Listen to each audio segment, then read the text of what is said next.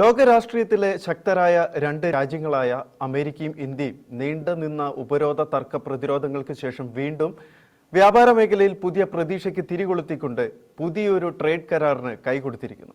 European യൂണിയനുമായുള്ള കരാറിന് പുറമെ അമേരിക്കയിൽ കൊട്ടിയടക്കപ്പെട്ട വാതിലുകൾ ഇന്ത്യക്ക് മുന്നിൽ വീണ്ടും തുറന്നു കിട്ടുമ്പോൾ ഇന്ത്യൻ വ്യാവസായിക മേഖല വലിയ പ്രതീക്ഷയിലാണ്. റഷ്യൻ എണ്ണയെ ചൊല്ലി ഏർപ്പെടുത്തിയ 25% പിഴ പൂർണ്ണമായും ഒഴിവാക്കുകയും 50% തീരുവ ഏർപ്പെടുത്തിയിരുന്നത് 18% കുറയ്ക്കുമെന്നുള്ള വാർത്തകളും പുറത്തുവരുമ്പോൾ എക്കാലത്തെയും ഇന്ത്യയുടെ സുഹൃത്തായിരുന്ന റഷ്യയെ ഇന്ത്യ കൈവിടേണ്ടി വരുമോ? ഇന്ത്യൻ ഉൽപ്പന്നങ്ങൾക്ക് യൂറോപ്യൻ യൂണിയനിലെ രാജ്യങ്ങളിലും അമേരിക്കയിലും വലിയ ചലനം സൃഷ്ടിക്കാൻ സാധിക്കുമോ? ഈ വിഷയമാണ് ഇന്നത്തെ ഷെക്കിന ന്യൂസ് 4 മണി ചർച്ചയിൽ വിശദമായി പരിശോധിക്കുന്നത്. ഞാൻ ജോയ്സ് മാത്യു, നമ്മളോടൊപ്പം അന്താരാഷ്ട്ര നിരീക്ഷകൻ ഡോക്ടർ ജോസ് ജോൺ മല്ലികശ്ശേരിയും സാമ്പത്തിക വിദഗ്ധൻ ഡോക്ടർ നിതിൻ തോമസും ചേരുന്നു. ഡോക്ടർ ജോസ് ജോൺ മല്ലികശ്ശേരി, നമുക്കറിയാം അമേരിക്ക ഇന്ത്യയുടെ വലിയൊരു മാർക്കറ്റ് തന്നെയായിരുന്നു. അത് നമുക്ക് ഒരു സാഹചര്യത്തിൽ കൈവിട്ടു പോകുന്ന തരത്തിലേക്കുള്ള കാര്യങ്ങളൊക്കെ വന്നിരുന്നു. ഒരിക്കൽ ഇന്ത്യക്ക് മുന്നിൽ വലിയ പ്രതിരോധ മുതൽ തീർത്തുകൊണ്ട് ഇന്ത്യയെ മുട്ടുമടക്കിക്കാം എന്ന് വിചാരിച്ച അമേരിക്ക വീണ്ടും ഇന്ത്യയുമായി ഒരു ഡീലിലെത്താൻ കാരണം എന്തായിരിക്കും? അതുപോലെ ഒടുവിൽ ട്രംപ് ഇന്ത്യക്ക് മുന്നിൽ മുട്ടുമടക്കുകയാണ് എന്ന് വേണോ നമ്മൾ മനസ്സിലാക്കാൻ? ഇതിലൊരു മുട്ടുമടക്കലിന്റെ വിഷയമൊന്നുമില്ല. ഇതൊരു സാധാരണ കച്ചവടത്തിൽ സംഭവിക്കുന്ന കാര്യങ്ങൾ തന്നെയാണ് ഇവിടെയും സംഭവിച്ചിട്ടുള്ളത്. അവരവർക്ക് മെച്ചമാകാൻ തക്ക രീതിയിൽ എങ്ങനെ സാഹചര്യങ്ങളെ എത്തിക്കാൻ സാധിക്കും എന്നുള്ള രണ്ട് കച്ചവടക്കാരുടെ ശ്രമങ്ങളാണ് നമ്മളിവിടെ കണ്ടത്. അത് കുറെ കാലം കൊണ്ട് ഇത് ട്രംപ് അന്ന് ഒരു 50% താരിഫ് പ്രഖ്യാപിച്ചിട്ട് ട്രംപ് വീട്ടിൽ പോയിരുന്നു. പിന്നെ മോഡിയുടെ മുഖം വീർപ്പിച്ചിരുന്നു. അങ്ങനെയല്ലല്ലോ ഇത് സംഭവിക്കുന്നത്. ഇതിനിടയിലൂടെ എല്ലാം ട്രേഡ് ഡിസ്കഷൻസ് നടക്കുന്നുണ്ട്. ഇപ്പൊ ഈ അദ്ദേഹം 50% താരിഫ് പ്രഖ്യാപിക്കുമ്പോഴും ട്രേഡ് ഡിസ്കഷൻസ് വളരെ പുരോഗമിച്ച ഒരു സ്റ്റേജിലായിരുന്നു. വളരെ പുരോഗമിച്ച ഒരു സ്റ്റേജിൽ അമേരിക്കയ്ക്ക് കുറച്ചും കൂടി അഡ്വാൻറ്റേജ് ഉണ്ടാക്കാൻ സാധിക്കുമോ എന്നുള്ള ഒരു ശ്രമത്തിന്റെ ഭാഗമായിട്ടാണ് അദ്ദേഹം പൊളിറ്റീവ് ആയിട്ടുള്ള ഒരു കാര്യം പ്രഖ്യാപിക്കുന്നത്. 50%. അതിന് അദ്ദേഹം റഷ്യ ഒരു കാരണമായിട്ട് പറയുന്നുമുണ്ട്. നിശ്ചയമായിട്ടും റഷ്യ ഒരു കാരണമാണ്. കാരണം ഉക്രൈനിലെ യുദ്ധം അവസാനിക്കേണ്ടത് നാറ്റോയുടെ ആവശ്യമാണ്, അമേരിക്കയുടെ ആവശ്യമാണ്, ലോകത്തിന്റെ ആവശ്യമാണ്. അപ്പൊ റഷ്യക്ക് തടയിടണം എന്നുള്ളത് ഒരു ആവശ്യമാണ്. അപ്പൊ റഷ്യയെ സംബന്ധിച്ച് റഷ്യയിലേക്കുള്ള ക്യാഷ് ഫ്ലോ, പണത്തിന്റെ ഒഴുക്ക് നിർത്തുക എന്നുള്ളതാണ് യുദ്ധം നിർത്താനുള്ള ടെക്നിക്കുകളിലൊന്ന്. ഇന്നിപ്പോ യുദ്ധങ്ങള് നേരിട്ട് വാർ നടത്തി, മിസൈൽ അയച്ച്, വിമാനം അയച്ച്, ബോംബിട്ട് വളരെ റയറായിട്ടേ അത്തരത്തിൽ യുദ്ധങ്ങൾ ചെയ്യാറുള്ളൂ. കാരണം അതിന്റെ നാശനഷ്ടങ്ങള് ലോകം നന്നായി പഠിച്ചിട്ടുള്ളതാണ്. അമേരിക്ക നന്നായി അറിയാം. ഇപ്പൊ ഇറാന്റെ ചുറ്റും അവർ പോയി നിൽക്കുന്നു. ഇറാന്റെ ചുറ്റും പോയി നിന്നിട്ടും എന്തുകൊണ്ടാണ് ആക്രമിക്കാത്തത്? ഒരു യുദ്ധം ഇൻവോൾവ് ചെയ്യുന്ന സാമ്പത്തിക വശങ്ങളുണ്ട്, അതിൽ ഹ്യൂമൻ ലോസ് ഉണ്ട്. ഈ കാര്യങ്ങളെല്ലാം അമേരിക്കയെ പോലത്തെ രാജ്യം പരിഗണിക്കും. ട്രംപ് എന്തൊക്കെ ഒച്ച ഉണ്ടാക്കിയാലും ശരി, ഇത്തരം കാര്യങ്ങളെല്ലാം പരിഗണിച്ചതിന് ശേഷം മാത്രമേ ഈ ഒരു ആക്ഷനിലേക്ക് അവർ കടക്കുള്ളൂ. അതേ സംഗതി തന്നെയാണ് ഇവിടെ സംഭവിച്ചിട്ടുള്ളത്.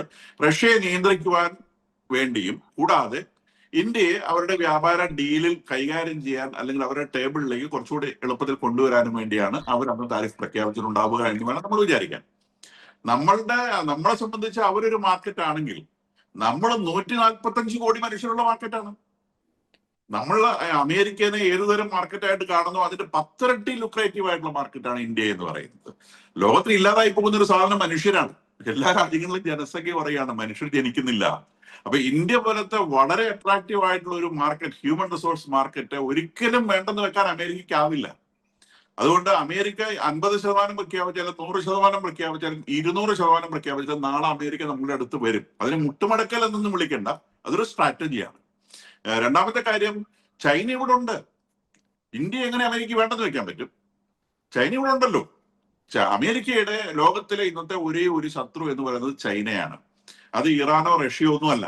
അവർ അവിടെയൊക്കെ കളിക്കുന്നത് ഈ ചൈന എന്നുള്ള ലക്ഷ്യത്തെ വെച്ചുകൊണ്ടാണ് അവർ കളിക്കുന്നത്. അപ്പൊ അമേരിക്കയെ സംബന്ധിച്ച് ഈ ചൈനയെ എങ്ങനെ ഒതുക്കാം എന്നുള്ളതാണ് അമേരിക്കയുടെ ഒന്നാമത്തെ പോയിന്റ്.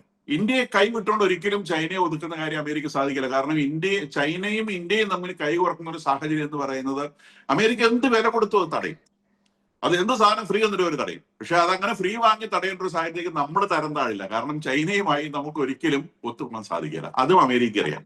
അപ്പൊ ഇത് രണ്ടു കൂട്ടർക്കും ഫീസിബിൾ ആയിട്ടുള്ള, അല്ല രണ്ടു കൂട്ടർക്കും സ്വീകാര്യമായിട്ടുള്ള ഒരു അവസ്ഥയിലേക്ക് നമ്മൾ എത്തി എന്ന് വേണം വിചാരിക്കാൻ. അപ്പൊ അവര് നമുക്ക് 18%-ലേക്ക് നമ്മളുടെ ഇവിടുന്ന് വാസ്തവത്തിൽ ഇവിടുന്ന് കയറ്റുമതി ചെയ്യുന്ന സാധനങ്ങളെല്ലാം തന്നെ പ്രോസസ്ഡ് ആയിട്ടുള്ള സാധനങ്ങളാണോ? നിങ്ങൾ ടെക്സ്റ്റൈൽ ഗുഡ്സ് ആണ്, അല്ലെങ്കിൽ നമ്മൾ സമുദ്രോൽപ്പന്നങ്ങൾ എന്ന് പറയുന്ന സാധനമാണ്.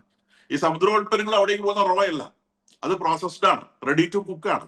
എന്ന് പറഞ്ഞാൽ അതിനകത്തുള്ള ഹ്യൂമൻ ലേബർ മുഴുവൻ നമ്മുടെ നാട്ടിൽ തന്നെ നടക്കപ്പെടുന്ന കാര്യമാണ്. ഇപ്പൊ വാസ്തവത്തിൽ അതിൽ നമ്മൾ 18% ടാക്സ് പറയുമ്പോൾ നമ്മളിവിടെ നടത്തിയ ഹ്യൂമൻ ലേബറിന്റെ 18% ടാക്സ് കൂട്ടിയാൽ നേരെ മറിച്ച് അമേരിക്കയിൽ നിന്ന് ഇമ്പോർട്ട് ചെയ്യുന്ന സാധനങ്ങൾ ഭൂരിഭാഗം റോ ആയിട്ടുള്ള സാധനങ്ങളായിരിക്കും. അതിന് 0% ടാക്സ് എന്ന് പറയുന്നുണ്ട്. അപ്പൊ ഈ 0% ടാക്സ് വരുന്ന സമയത്ത് ഇതൊരു ബിസിനസ് ആണ്. അപ്പൊ ആ 0% ടാക്സിൽ ഇവിടെ വരുന്ന സാധനങ്ങൾ നമ്മളുടെ തൊഴിൽ ഉപയോഗിച്ച്, നമ്മളുടെ ഹ്യൂമൻ പവർ ഉപയോഗിച്ച് പ്രോസസ് ചെയ്ത് അത് റീസെയിൽ ചെയ്യാൻ പറ്റുമോ എന്നാണ് നമ്മൾ നോക്കേണ്ടത്. കാരണം അവിടുന്ന് വരുന്ന റോ സാധനങ്ങളാണ്. റോ സാധനങ്ങളെ നമ്മൾക്ക് ഇവിടെയുള്ളത് ഹ്യൂമൻ റിസോഴ്സ് മാത്രമാണ് ഇന്ത്യക്കുള്ള റിസോഴ്സ്. വേറെ ഇന്ത്യക്ക് എന്ത് റിസോഴ്സ് ആവുന്നത്? നമുക്കുള്ള ഹ്യൂമൻ റിസോഴ്സ് ആണ്. ആ ഹ്യൂമൻ റിസോഴ്സിനെ ഏത് തരത്തിൽ ഉപകാരപ്പെടുത്താം എന്നാണ് നമ്മൾ ചിന്തിക്കേണ്ടത്. അപ്പൊ അമേരിക്കയിൽ നിന്ന് വരുന്ന അൺപ്രോസസ്ഡ് ആയിട്ടുള്ള സാധനങ്ങളെ എങ്ങനെ നമുക്ക് പ്രോസസ്ഡ് ആയിട്ടുള്ള സാധനങ്ങളാക്കി സ്മാർട്ട് മെറ്റീരിയൽസ് ആക്കി മാറ്റിക്കൊണ്ട് നമുക്ക് എന്തുകൊണ്ട് അതിന് വേറെ മാർക്കറ്റ് കണ്ടുപിടിക്കാൻ സാധിക്കും? ഇത്തരം കാര്യങ്ങളാണ് ചിന്തിക്കേണ്ടത്. നിശ്ചയമായിട്ടും മാസങ്ങളോളം എടുത്തിട്ടുള്ള വലിയ ഡിസ്കഷൻ ഇതിന്റെ പുറകിലുണ്ട് എന്നുള്ളൊരു വസ്തുതയാണ്. മാത്രമല്ല ഇത് ഡീൽ ചെയ്യുന്ന ആളുകളൊക്കെ അങ്ങേയറ്റം ക്ഷമയുള്ളവരുമാണ്. കച്ചവടം അറിയുന്നവർ തന്നെയാണ് ഡീൽ ചെയ്തിട്ടുള്ളത്. നമ്മുടെ ഭാഗത്തും അങ്ങനെയുള്ളവർ തന്നെയാണ് ഡീൽ ചെയ്യുന്നത്. അതുകൊണ്ടാണ് ട്രംപ് അവിടെ ഇരുന്ന് പരമാവധി പ്രകോപിപ്പിക്കാൻ ശ്രമിച്ചിട്ടും ഇന്ത്യയിൽ നിന്ന് പ്രകോപനപരമായ ഒരു പ്രസ്താവന പോലും ഉണ്ടായിട്ടില്ല. ഇത് ഇന്ത്യയുടെ പുറത്തുനിന്ന് ട്രംപ് പ്രകോപിപ്പിച്ചിട്ടുണ്ട്, ഇന്ത്യക്ക് അകത്തിരുന്നുകൊണ്ട് വേറെ ചിലത് പ്രകോപിപ്പിച്ചിട്ടുണ്ട്. ഏതെങ്കിലും തരത്തിലുള്ള ഒരു പ്രസ്താവന വഴി ഈ രാജ്യങ്ങൾ തമ്മിലുള്ള സംഘർഷം പരമാവധി മൂർച്ഛിച്ച് അത് ഇന്ത്യക്ക് ഒട്ടും ഗുണകരമല്ലാതെ ആയി തീരണം എന്ന് വിചാരിച്ചുകൊണ്ട് തന്നെ ഇന്ത്യയിൽ അകത്തിരുന്നുകൊണ്ട് കാര്യമായി പ്രവർത്തിച്ച ആളുകളുണ്ട്. പക്ഷേ പ്രധാനമന്ത്രിയോ അല്ലെങ്കിൽ സാമ്പത്തികകാര്യ വിദഗ്ധരോ വിദേശകാര്യമന്ത്രിയോ ആരും അമേരിക്കക്കെതിരായി ഒരിക്കൽ പോലും നെഗറ്റീവായിട്ടുള്ള ഒരു കമന്റും പറഞ്ഞിട്ടില്ല. ഇനി ഇന്ത്യയെ സംബന്ധിച്ച് നമ്മൾ ഒരുപാട് ഓയിൽ വാങ്ങുന്ന ഒരു രാജ്യമാണ്. നമ്മളുടെ ഇവിടെ ഓയിൽ ഇല്ല, നമ്മൾ ഓയിൽ വാങ്ങിയേ പറ്റും. ലോകത്തിലെ ഓയിലിന്റെ 70% ഇപ്പോൾ അമേരിക്കയുടെ നിയന്ത്രണത്തിലാണ്. ഇറാൻ കൂടി വീണ് കഴിഞ്ഞാൽ അത് 80+ ആവും. 80% ഓയിൽ നിയന്ത്രിക്കുന്ന അമേരിക്കയോട് ഇന്ത്യക്ക് എന്നാ ചെയ്യാൻ പറ്റുമെന്നേ പറയുന്നത്? നമുക്കൊന്നും ചെയ്യാൻ പറ്റില്ല. ഓയിൽ മുഴുവൻ അവരുടെ കയ്യിലാണ്. അപ്പൊ ഇവിടെ ഓരോരുത്തർ പറയാം നിങ്ങൾ റഷ്യയോട് നിന്ന് മേടിക്കണം എന്ന് പറഞ്ഞപ്പോ നമ്മൾ കൈകൂട്ടി സമ്മതിച്ചു, നിങ്ങൾ ഇറാനോട് മേടിക്കണം കൈകൂട്ടി പറഞ്ഞ് സമ്മതിച്ചു. എന്താ വേറെ ഓപ്ഷൻ ഉള്ളത്? അമേരിക്ക പോയി തല്ലി തോപ്പിച്ചിട്ട് നിങ്ങൾക്ക് ഇത് വാങ്ങിക്കാൻ പറ്റത്തില്ല. അപ്പം ഈ സാധനം ഇന്ന് വെനസ്വേലയിൽ നിന്ന് വാങ്ങുന്നത് കൊണ്ട് നമുക്ക് പ്രത്യേകിച്ച് ഒരു നഷ്ടവും സംഭവിക്കാനില്ല. കാരണം വെനസ്വേലിയൻ ഓയിലിന് ചില പ്രത്യേകതകളുണ്ട്. ആ പ്രത്യേകത ഇന്ത്യൻ ഓയിലുമായിട്ടത് മാച്ച് ചെയ്യുന്നതാണ്. ഇന്ത്യയിൽ നിന്ന് കുഴിച്ചെടുക്കുന്ന ക്രൂഡ് ഓയിലുമായിട്ടത് മാച്ച് ചെയ്യുന്നത്. ഇന്ത്യയിലെ ക്രൂഡ് ഓയിൽ എന്ന് പറഞ്ഞാൽ 0.2% ആണ്. ലോകത്തിൽ മൊത്തം കുഴിച്ചെടുക്കുന്നതിന് 0.2% നമ്മൾ കുഴിച്ചെടുക്കുന്നത്.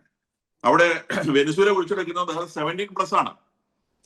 ആ ഓയിൽ നമ്മളുടെ ഓയിൽ ഒരേ ക്വാളിറ്റി ഉള്ളതാണ്. നമ്മുടെ റീഫൈനറികളിൽ അത് വളരെ എളുപ്പത്തിൽ റിഫൈൻ ചെയ്തെടുക്കാൻ പറ്റും. കാരണം നമ്മുടെ റീഫൈനറികൾ ഡിസൈൻ ചെയ്തിട്ടുള്ളത് ആ രീതിയിലാണ്. മാത്രമല്ല ഈ വെനസ്വേലയിൽ ഈ മഡൂറോ വരുന്നതിന് മുൻപ് ഇന്ത്യൻ ഇൻവെസ്റ്റേഴ്സിന് അവിടെ ഇൻവെസ്റ്റ്മെന്റ് ഉണ്ടായിരുന്നു. അവിടെ റിഫൈനറികൾ നിർമ്മിക്കാൻ ശ്രമിച്ചിരുന്നു. അത് നമുക്ക് കണ്ടിന്യൂ ചെയ്യാൻ സാധിക്കും. അപ്പൊ അവിടുത്തെ ഓയിൽ ഡിഗിങ്ങും ഓയിൽ റിഫൈനിങ്ങും അതിൽ നമുക്ക് പങ്കെടുക്കാൻ സാധിക്കുമോ? ഇത്തരം കാര്യങ്ങളിലേക്കുള്ള പോസിറ്റീവ് ആയിട്ടുള്ള കാര്യങ്ങളാണ് നമുക്ക് ലഭിക്കാൻ പോകുന്നത്. ഇനി വേറൊരു ചോദ്യം വരുന്നത്, നാളെ ഇറാൻ ഓയിൽ വാങ്ങുന്നത് അമേരിക്ക തിട്ടുകിടക്കും. അമേരിക്കയിലായ പിന്നെ അവർ പറയും നിങ്ങൾ ഇത് വാങ്ങിക്കോളാൻ പറയും, നിങ്ങൾ കുറച്ച് അടുത്തല്ല ഇത് വാങ്ങിക്കോളാൻ പറയും. എന്ന് പറഞ്ഞാൽ അമേരിക്ക വാങ്ങിയെടുത്ത് വിൽക്കുന്നു എന്നാൽ അമേരിക്കൻ നിയന്ത്രണത്തിലാവുന്നു എന്നാണ് അർത്ഥം. ഇതിന്റെ പണമെല്ലാം അമേരിക്ക കൊണ്ടുപോകുന്നു അല്ല അർത്ഥം. They take A margin, of course they will take A margin. പക്ഷേ ആ പണം മുഴുവൻ ആ രാജ്യത്ത് തന്നെ കിട്ടുന്നത്. അല്ലാണ്ട് അമേരിക്ക അത് കട്ടുകൊണ്ട് പോലെ ചെയ്യുന്നത്. അമേരിക്കയുടെ നിയന്ത്രണമാണ്. നാളെ ഇത് ചൈനയ്ക്ക് വിൽക്കരുത് എന്ന് അമേരിക്ക പറഞ്ഞാൽ ആ രാജ്യത്തിന് വിൽക്കാൻ കഴിയില്ല. അപ്പൊ അവരുടെ സ്ട്രാറ്റജി, ഇന്ന് ലോകത്തിൽ അവർ നയിക്കുന്ന എല്ലാ യുദ്ധങ്ങളുടെയും സ്ട്രാറ്റജി ഈ ഓയിലിന്റെ നിയന്ത്രണം പരിപൂർണമായും അവരുടെ കയ്യിൽ കൊണ്ടുവരിക, ചൈനയെ വരച്ച് വരയിൽ നിൽക്കുക എന്നുള്ളതാണ്. ഇന്ന് റയർ എർത്തിന്റെ നിയന്ത്രണം ഉള്ളത് ചൈനയ്ക്കാണ്. റയർ എർത്ത് വളരെ ഈ പെട്രോളിയം പോലെ തന്നെ ഇമ്പോർട്ടന്റ് ആയിട്ടുള്ള സാധനമാണ് റയർ എർത്ത് എന്ന് പറയുന്നത്. ഇന്ന് അതിന്റെ നിയന്ത്രണം ചൈനയുടെ കയ്യിലാണ്. അപ്പൊ ആ നിയന്ത്രണത്തിനെ വെല്ലാൻ ഈ നിയന്ത്രണം ആവശ്യമാണ്. ഇതൊക്കെ ഇതിന്റെ അടിയിലൂടെയുള്ള വ്യാപാര വിഷയങ്ങളാണ്. റഷ്യയെ നമ്മൾ പൂർണ്ണമായി കൈവിടേണ്ടി വരും? തീർച്ചയായിട്ടും ഇല്ല. നമ്മൾ ഇതിനു മുൻപും അമേരിക്കയുമായിട്ട് ഏറ്റവും പീക്ക് സൗഹൃദത്തിലിരുന്ന സമയത്തും നമുക്ക് റഷ്യയുമായി നല്ല ബന്ധങ്ങൾ ഉണ്ടായിരുന്നു. ഈ ഓയിൽ വാങ്ങരുത് എന്നുള്ളതാണ് വളരെ ഇഫക്റ്റീവായിട്ട്. നമ്മുടെ പ്രതിരോധ രംഗത്ത് റഷ്യയുമായിട്ടുള്ള സഹകരണം നമുക്ക് ഒരു ദിവസം കൊണ്ട് ഫുൾ സ്റ്റോപ്പ് ഇട്ട് നിർത്താൻ പറ്റൂല. നമ്മൾ ബ്രഹ്മോസ് മിസൈൽ അടക്കമുള്ളതിന്റെ റിസർച്ചിന് പിന്നിൽ റഷ്യൻ ടെക്നോളജിയാണ്. ആ ടെക്നോളജി അത് പൂർണ്ണമായിട്ട് ഷെയർ ചെയ്യപ്പെട്ടിട്ടുണ്ടാവാൻ സാധ്യതയില്ല. കുറച്ചൊക്കെ സീക്രട്ടുകൾ എന്തായാലും റഷ്യയുടെ കയ്യിലുണ്ടാവും. അപ്പം നമ്മുടെ ഈ ഡിഫൻസ് റിസർച്ച് മുന്നോട്ട് പോകണമെങ്കിൽ റഷ്യയുമായിട്ടുള്ള സഹകരണം നമുക്ക് ആവശ്യമായി വരും. അത് ഒരു ലാർജ് സെൻസിലുള്ള അല്ലെങ്കിൽ ഈ ഓയിൽ ഇറക്കുന്നതുള്ള ഒരു പരിപാടിയൊന്നുമല്ല. അത് കുറച്ച് സയന്റിസ്റ്റുകൾ അങ്ങോട്ടും ഇങ്ങോട്ടും എക്സ്ചേഞ്ച് ചെയ്ത് നടക്കുന്ന കാര്യമാണ്. എക്യുപ്മെന്റ്സ് വാങ്ങിയാലും ഇതുപോലെ ഒരു ബ്രോഡായിട്ടുള്ള സ്കെയിലല്ല. അതുകൊണ്ട് തന്നെ റഷ്യയുമായിട്ടുള്ള നമ്മളുടെ ഇടപെടലുകൾ പൂർണ്ണമായും നിർത്തുക എന്നുള്ളത് അമേരിക്കൻ താല്പര്യമാവാനും സാധ്യതയില്ല. കാരണം അമേരിക്ക ഒരു കാലത്തും റഷ്യയെ ഒരു പരിപൂർണ്ണ ശത്രുവായിട്ട് പ്രഖ്യാപിച്ചിട്ടില്ല. അവരെ സംബന്ധിച്ച് യുക്രൈനായിട്ടുള്ള പ്രശ്നം മാത്രമേ ഉള്ളൂ, അല്ലാതെ റഷ്യ ഒരു ശത്രുവായിട്ട് പ്രഖ്യാപിച്ചിട്ടില്ല. ഈ നിലയ്ക്കാണ് കാര്യങ്ങളുള്ളത്. അല്ലെങ്കിൽ ശരി, ഞാൻ ആ കൂട്ടത്തിൽ മറ്റൊരു കാര്യം ഓർപ്പിക്കുകയാണ്. അതായത് ട്രംപിന്റെ പോസ്റ്റിൽ ഉണ്ടായിരുന്ന മറ്റൊരു കാര്യമാണ് റഷ്യൻ എണ്ണ ഇന്ത്യ പൂർണ്ണമായിട്ടും നിർത്തും. ഇന്ത്യ ഇനി വെനസ്വേലയിൽ നിന്ന്, ഇപ്പൊ താങ്കൾ പറഞ്ഞതുപോലെ തന്നെ വെനസ്വേലയിൽ നിന്നുള്ള എണ്ണയായിരിക്കും വാങ്ങാൻ പോകുന്നത് എന്ന് ഇപ്പോൾ ട്രംപ് പറഞ്ഞിട്ടുണ്ട്. അതുപോലെ തന്നെ കുറച്ച് ദിവസം മുന്നേ ഇനി വെനസ്വേലൻ എണ്ണ ഇന്ത്യ വാങ്ങും എന്നുള്ള ഒരു രീതിയിലുള്ള ഒരു സംസാരമൊക്കെ ട്രംപിന്റെ ഭാഗത്തു നിന്ന് വന്നിരുന്നു. അപ്പോൾ ശരിക്കും പൂർണ്ണമായിട്ടും ഈ ഒരു വ്യാപാരത്തിൽ നിന്നും റഷ്യനെ ഇന്ത്യ ഒഴിവാക്കുന്ന ഒരു സ്ഥിതിയിലേക്ക് കാര്യങ്ങൾ എത്തൂ. ഓയിൽ വ്യാപാരത്തിൽ നിശ്ചയമായിട്ടും അത് ഓൾറെഡി തന്നെ നിന്നിട്ടുണ്ട് എന്നാണ് ഞാൻ വിചാരിക്കുന്നത്. കാരണം ഇന്ത്യയുടെ പർച്ചേസുകളുടെ ലിസ്റ്റ് കാണിക്കുന്നത് റഷ്യൻ ഓയിൽ വാങ്ങൽ നിർത്തി എന്നുള്ളതാണ്. അത് ഇപ്പോഴും അതിന്റെയൊക്കെ ഭാഗമായിട്ടാണ്. യെസ്. അപ്പൊ ഓട്ടോമാറ്റിക്കലി അവിടെ റഷ്യയുമായിട്ട് ഒരു അകൽച്ച വരുന്ന ഒരു സാഹചര്യം വരത്തില്ല ഇന്ത്യ? അകൽച്ച വരത്തില്ലല്ലോ. റഷ്യക്ക് അറിയാൻ പറ്റിയത് റഷ്യ നമ്മൾ ദീർഘകാല സുഹൃത്തുക്കളാണ്. റഷ്യയും നമ്മൾ ദീർഘകാല സുഹൃത്തുക്കളാണ്. റഷ്യക്കും നമുക്ക് പിടിച്ചതണ്ടേ. ഈ അമേരിക്ക എന്ന് പറയുന്ന രാജ്യം അത്ര വലിയ രാജ്യമാണ്. അത് റഷ്യക്ക് നല്ലതുപോലെ അറിയാം. കാരണം അമേരിക്കയെ ഒരു സൗഹൃദ രാജ്യമാക്കി നിലനിർത്തിക്കൊണ്ട് ഇന്ത്യക്ക് ഈ ലോകത്തിൽ നേടിയെടുക്കാൻ കഴിയുന്ന ഒരു സാധ്യതയും നൽകാൻ റഷ്യയെ കൊണ്ടാവില്ല. അത് റഷ്യക്കും അറിയാം. റഷ്യയുടെ ബുദ്ധിമുട്ടിൽ റഷ്യയെ സഹായിക്കാൻ എത്തിയത് നമ്മളാണ്. ഇപ്പോൾ നമുക്ക് ആ സഹായം പ്രൊവൈഡ് ചെയ്യാൻ പറ്റുന്നില്ല എന്ന് മാത്രമേ ഉള്ളൂ. അതിന്റെ പേര് റഷ്യ പടങ്ങേണ്ട കാര്യമില്ല. ബാക്കിയുള്ള മേഖലകൾ നമുക്ക് തുടരാൻ കഴിയും. ഓയിലിന്റെ കാര്യത്തിൽ പറ്റില്ല. കാരണം ഉക്രൈനിൽ അവർ കോംപ്രമൈസ് ചെയ്തേ പറ്റൂ. ഉക്രൈനിൽ അവർ കാണിച്ച തെമ്മാടിത്തരമാണ്. ആ തെമ്മാടിത്തരത്തിനാണ് അവർ വഴങ്ങേണ്ടി വരും. വഴങ്ങാൻ മീൻസ് ഇപ്പൊ തന്നെ ഉക്രൈന് പറയാൻ അവർ വിഴുങ്ങി. ആ വിഴുങ്ങിയത് കൊണ്ട് മതി എന്നാണ് സുലഭം പോലെ ഒരു തയ്യാറായി എന്നുള്ളതാണ്. തീർച്ചയായിട്ടും നമുക്ക് വിഷയങ്ങൾ വളരെ വ്യക്തമാണ്, നമുക്കറിയാം. എന്തായാലും നല്ലൊരു ഡീൽ ആവട്ടെ എന്ന് നമുക്ക് പ്രത്യാശിക്കാം. ഇതിപ്പോൾ എന്താണ് മുന്നോട്ട് വരാൻ പോകുന്നത് നമുക്കറിയില്ല. അമേരിക്കയുടെ കാര്യമായതുകൊണ്ട് എത്രത്തോളം വിശ്വസിക്കാൻ പറ്റുമെന്നുള്ള കാര്യം സംശയമാണ്.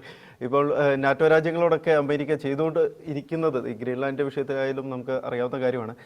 എന്നാലും നമുക്ക് നമ്മുടെ മാർക്കറ്റിന്, നമ്മുടെ ഉപഭോക്താക്കൾക്ക് അല്ലെങ്കിൽ നമ്മുടെ മാനുഫാക്ചറിങ് യൂണിറ്റുകൾക്കൊക്കെ ഇത് വലിയൊരു പ്രതീക്ഷയാണ് നൽകുന്നത്. ഡോക്ടർ നിതിൻ തോമസ്, പുതിയ ഈ ഒരു ട്രേഡ് ഡീൽ അത് ഇന്ത്യൻ സാമ്പത്തിക മേഖലയിൽ വരുത്താൻ പോകുന്ന പ്രധാന മാറ്റങ്ങൾ എന്തെല്ലാം ആകാനാണ് സാധ്യത? എന്താണ് അങ്ങേക്ക് തോന്നുന്നത്? ഇപ്പം നമുക്കറിയാം ഇന്ത്യ ശരിക്കും ഒരു നാലാമത്തെ ഇക്കോണമിക് ശക്തിയാണ് ശരിക്കും ലോകത്തെ മൊത്തം നോക്കുകയാണെങ്കിൽ. ജർമ്മനിയുടെ തൊട്ട് പുറകിൽ തന്നെയുണ്ട് നമ്മൾ. അപ്പോൾ അത് ഇന്ത്യക്ക് ഒരു മൂന്നാം സ്ഥാനത്തേക്കുള്ളൊരു കുതിപ്പിന് എത്രത്തോളം ഒരു ആക്കം നൽകാനുള്ളൊരു സാധ്യതയുണ്ട് എന്നാണ് നമുക്ക് ഈ ഒരു ഡീലിലൂടെ മനസ്സിലാകുന്നത്. അതുപോലെ തന്നെ തൊട്ടടുത്ത് നമ്മൾ യൂറോപ്യൻ യൂണിയനുമായിട്ട് നടത്തിയ ഒരു deal, mother of the all deal എന്നാണ് യൂറോപ്യൻ യൂണിയൻ ആ ഡീലിനെ വിശേഷിപ്പിച്ചത് തന്നെ. അപ്പോൾ ഇന്ത്യക്ക് ശരിക്കും ലോകം മുഴുവനുമുള്ള വലിയൊരു സാധ്യത ഇങ്ങനെ തുറന്നു വരികയാണ്, അല്ലെങ്കിൽ വലിയൊരു സുവർണാവസരം ഇന്ത്യക്ക് മുന്നിൽ ഇങ്ങനെ തുറന്നു വരികയാണ് എന്ന് വേണം നമ്മൾ വിശ്വസിക്കാൻ വേണ്ടിയിട്ട്. നമുക്കറിയാം ഏഷ്യയിലെ തന്നെ ഏഷ്യൻ രാജ്യങ്ങളിൽ അമേരിക്ക ഏർപ്പെടുത്തിയതിൽ ഏറ്റവും കുറഞ്ഞ താരിഫാണ് ഇപ്പോൾ ഇന്ത്യക്കുള്ളത്, ഇപ്പോൾ നിലവിൽ ഇപ്പോൾ ഈ വന്ന പ്രസ്താവന അനുസരിച്ചുള്ളത്. അപ്പോൾ എന്താകാം ഇനി ഇന്ത്യയുടെ ഒരു സാമ്പത്തിക ഭദ്രത അല്ലെങ്കിൽ ഒരു ഭാവി മുന്നോട്ട്? തീർച്ചയായിട്ടും ഇന്ത്യയുടെ സാമ്പത്തിക ഭദ്രത, സാമ്പത്തിക ഭാവി എന്ന് പറയുന്നത് വളരെ ആസുരമാണ് എന്ന് പറഞ്ഞുകൊണ്ടാണ് എനിക്ക് ഈ ചർച്ചയിലേക്ക് കുറച്ച് കാര്യങ്ങൾ സംസാരിക്കാനുള്ളത്. ഇന്ത്യയുടെ ഈ കാലഘട്ടത്തിലെ ഒരു എക്കണോമിക് ഗ്രോത്തും അതുപോലെ ഇന്ത്യ പൊളിറ്റിക്കൽ വിഷയങ്ങളിൽ എടുക്കുന്ന സ്ട്രാറ്റജിക് ആയിട്ടുള്ള തീരുമാനങ്ങളും ശ്രദ്ധിച്ചാൽ എപ്പോഴും നമുക്ക് കാണാൻ പറ്റുക എന്ന് പറഞ്ഞാൽ ഇന്ത്യ എപ്പോഴും അതിന്റെ എക്കോണമിയെ പ്രൊട്ടക്ട് ചെയ്യുന്ന രീതിയിലുള്ള തീരുമാനങ്ങളാണ് എടുക്കുന്നത്. അപ്പോൾ ഈ എണ്ണ വാങ്ങുന്ന കാര്യം തന്നെ നമ്മൾ 2022 മുമ്പുള്ള ഇന്ത്യയുടെ എണ്ണ വാങ്ങൽ നോക്കിയാൽ റഷ്യയിൽ നിന്ന് വളരെ കുറഞ്ഞ എണ്ണയാണ് നമ്മൾ വാങ്ങിക്കൊണ്ടിരുന്നത്. ഉക്രൈൻ വാറിന് ശേഷം യൂറോപ്പിലേക്ക് സാങ്ഷൻ വന്നു കഴിഞ്ഞപ്പോൾ അതൊരു സാമ്പത്തിക അവസരമാണ് എന്ന് മനസ്സിലാക്കിയ ഇന്ത്യ അതിന്റെ ഇമ്പോർട്ട് 5% താഴെ ഉണ്ടായിരുന്നതിൽ നിന്ന് 40% ഉയർത്തുകയാണ് ചെയ്തത്. അതൊരു സാമ്പത്തിക അവസരമാക്കി മാറ്റുന്ന ഒരു കാഴ്ചയാണ് നമ്മൾ കാണാൻ കഴിഞ്ഞത്. എന്നാൽ അത് നേരത്തെ ജോൺ സാർ പറഞ്ഞതുപോലെ അത് ജിയോ പൊളിറ്റിക്സിൽ ഇന്ത്യക്ക് കുറച്ച് തിരിച്ചടികൾ കൊടുത്തു എന്നുള്ളത് കൊണ്ടാണ് ഒരു പീനൽ താരിഫ് ഒക്കെ നമ്മൾക്ക് ഏർപ്പെടുത്തിയത്. എന്നാൽ അത് ഇപ്പോൾ നിങ്ങൾ ശ്രദ്ധിച്ചാൽ അറിയാം, കഴിഞ്ഞ ഓഗസ്റ്റ് മുതലാണ് ഈ പീനൽ താരിഫ് വന്നത്. ഈ 40% നിന്ന് ഏതാണ്ട് 18% ഡിസംബറിലെ കണക്കുകൾ പുറത്തു വരുമ്പോൾ റഷ്യയിൽ നിന്നുള്ള ഓയിൽ അത് നേരെ 2022 മുമ്പ് എന്തായിരുന്നോ അതിലേക്ക് എത്തിക്കാനായിട്ട് ഇന്ത്യക്ക് തീർച്ചയായിട്ടും സാധിക്കും. ഇന്ത്യ അതായത് ഒരു അവസരം, ഒരു വാതിൽ അടയുമ്പോൾ മറ്റു വാതിലുകൾ തേടാനുള്ള ഇന്ത്യയുടെ റെസിലിയൻസ്, ആ ഒരു ശക്തി ഇന്ത്യക്ക് ഉണ്ട് എന്നുള്ളത് വളരെ വ്യക്തമാണ്. നമ്മൾ US-ഉമായിട്ട് ഒരു രീതിയിലുള്ള പ്രകോപനത്തിന് പോയില്ല എന്നുള്ളത് വളരെ സുത്യർഹമായ കാര്യമാണ്. മാത്രമല്ല യൂറോപ്യൻ യൂണിയനുമായിട്ട് പാരലായിട്ട് നമ്മൾ ഒരു വലിയ ഡീലിന് ശ്രമിക്കുകയും ഈ ജനുവരിയിൽ തന്നെ നമുക്കത് ഫ്രീ ട്രേഡ് ഡീല് ഉറപ്പിക്കാനായിട്ട് പറ്റിയെന്നുള്ളത് വലിയൊരു അനുഗ്രഹമാണ്. അത് ഒത്തിരി സാധ്യതകളാണ് ഇന്ത്യയുടെ മുന്നിലേക്ക് തുറന്നിടുന്നത്. മാത്രമല്ല ഇന്ന് ഇപ്പോൾ അമേരിക്കയുമായിട്ടും ഒരു ഡീല്, പ്രത്യേകിച്ചും ചൈനയ്ക്കൊക്കെ 36% ഇപ്പോഴും താരിഫ് ഉള്ളത്, 34% താരിഫ്. ആ സമയത്താണ് ഇന്ത്യ 18% താഴ്ന്നിരിക്കുന്നത്. ലോകം ചൈനയ്ക്ക് അപ്പുറത്തേക്ക് ഒരു ഡീകപ്ലിംഗ് എന്ന് പറയുന്ന പ്രോസസ്സിലൂടെ കടന്നു പോവുകയാണ്. ചൈന +1, ചൈന അല്ലാതെ പിന്നീട് ഒരു ആളെയും കൂടി തേടുന്ന സമയത്ത് അതിൽ ഏറ്റവും ആപ്റ്റ് ആയിട്ടുള്ള ഒരു ചോയ്സ് എന്ന് പറയുന്നത് നമ്മുടെ രാജ്യം തന്നെയാണ്.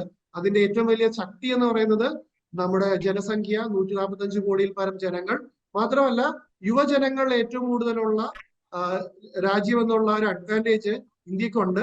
അതിന്റെ കുറച്ചധികം സാധ്യതകൾ ഈ ബജറ്റിൽ നമുക്ക് കാണാനായിട്ട് പറ്റും. ബജറ്റിൽ നമ്മൾ നോക്കിയാൽ നമുക്ക് ശക്തിയുള്ള മേഖലകളുണ്ട്. ഫാർമസ്യൂട്ടിക്കൽ സെക്ടർ, അതുപോലെ തന്നെ ടെക്സ്റ്റൈൽ സെക്ടർ, അതുപോലെ അഗ്രികൾച്ചർ സെക്ടർ. ഇതിലെല്ലാം പ്രത്യേകിച്ച് ഫാർമസ്യൂട്ടിക്കൽ സെക്ടറിൽ നമ്മൾ വലിയൊരു മുന്നേറ്റം കൊണ്ടുവരാനുള്ള പദ്ധതി ബജറ്റിൽ പ്രഖ്യാപിച്ചിട്ടുണ്ട്. അതുപോലെ തന്നെ ടെക്സ്റ്റൈൽ പാർക്കുകൾ ഉണ്ടാക്കുന്നതിൽ ബജറ്റിൽ വന്നിട്ടുണ്ട്.